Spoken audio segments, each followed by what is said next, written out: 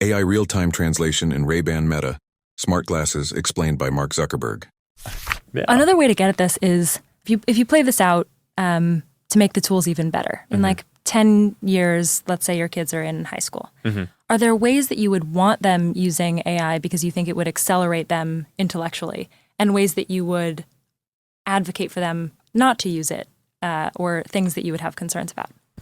I mean, I think that there's some things that you need to be able to do yourself. I think that that's a lot of the basic fear that people have around this. I agree with that. Is that while we're building these amazing tools, we get away from this self-confidence and ability of being able to do like this basic stuff yourself. So it's like, all right, you have a calculator, but it's still good to be able to do kind of basic math in your head, because there are a lot of things that come up throughout the day that you just want to have a general numeracy around, right? That often they're not expressed in numerical terms, but just in terms of understanding trends or understanding arguments that people are making, you kind of need to understand the shape of how numbers come together. And so I think one of the big debates is like, should we still teach our kids to program computers? Even though you're going to have these tools in the future that are just so much more powerful than anything that we have now to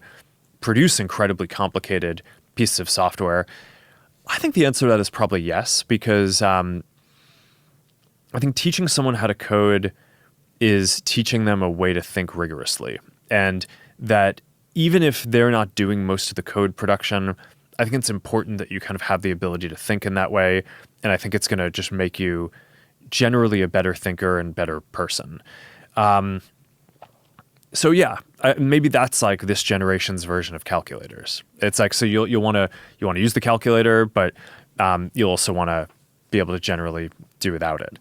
Other ones like language, I don't know. I mean, different people can come out. I mean, I think this is one of the interesting questions about parenting these days. Is like, is just kind of like what's important to teach your kids in an era where so much is going to change over the time that they're even in school.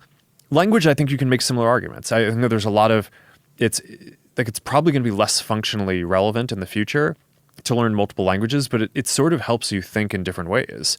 I've found from the languages that I've studied that a lot of it, yeah, you learn about the structure of your own language. You also learn about the culture, right? Because so much of how things are expressed in different places is tied to the nuance and the history of kind of how. So I think like that's all valuable and interesting stuff to get into.